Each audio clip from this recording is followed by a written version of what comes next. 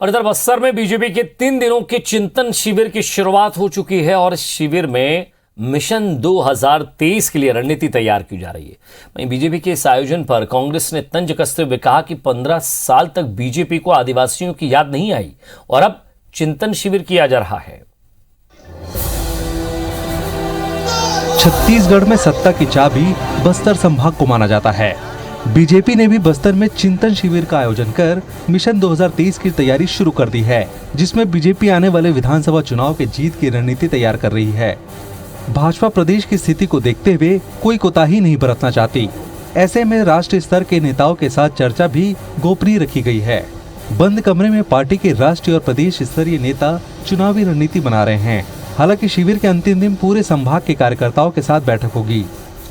Bharatiya Janata party का चिंतन शिविर शुरू हो रहा है। ये 3 दिनों तक चलेगा। परसों दोपहर को इसका समापन होगा। हम लोग के पास मिशन 2023 है और इस चिंतन शिविर में कैसे हम लोग 2023 का विधानसभा चुनाव में विजयश्री हासिल करेंगे, इस पर चिंतन होगा। आने वाले 3 महीने और 6 महीने के लिए कार्य योजना और 2.5 साल की कार्य योजना और ये मुख्य बिंदु यही रहेंगे कि 2023 के चुनाव में भारतीय जनता पार्टी को सफलता कैसे मिलेगी और इस सरकार के 2.5 साल की असफलता को जनता के बीच उनके जन घोषणा पत्र को लेकर हम कैसे जाएंगे। वहीं बस्तर की 12 सीटों के साथ सत्ता में एंट्री करने वाली कांग्रेस भी बस्तर को अनदेखा नहीं करना चाहती। हाल ही में कांग्रेस के कई मंत्री और विधायक राज्य के परफॉर्मेंस को लेकर कांग्रेस नेता राहुल गांधी से मिलने पहुंचे, लेकिन राहुल ने उन्हें छत्तीसगढ़ में ही मिलने की बात कही और इसलिए राहुल गांधी को भी बस्तर में ही बुलाने की तैयारी है।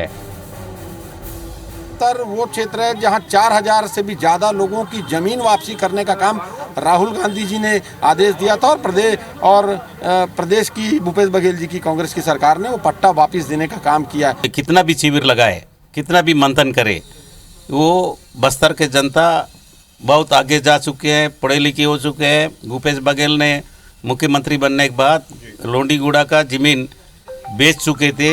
लोंडीगुड़ा का ज़मीन को आपस करने वाला हिंदुस्तान का पहला सरकार है भूपेश बघेल का सरकार। शिविर होना चाहिए, चिंतन शिविर होना चाहिए, मंथन शिविर होना चाहिए, जितने प्रकार का शिविर होना चाहिए, लेकिन आपका उद्देश्य जन सेवा के लिए होना चाहिए, विकास के लिए होना चाहिए। आपका एजेंडा में राष्ट्रीय विकास का एजेंडा क्या होगा वो होना चाहिए। वहीं कांग्रेस का ये भी कहना है कि भाजपा को बस्तर की चिंता के बजाय खुद की चिंता करनी चाहिए। दोनों पार्टी ने मिशन 2023 की तैयारी शुरू कर दी है। अब दिलचस्पी इस बात को लेकर बढ़ गई है कि आखिर बीजेपी इस चिंतन शिविर के जरिए जीत का कौन सा फॉर्मूला लेकर आती है। Star Jain, IBC 24, Raipur.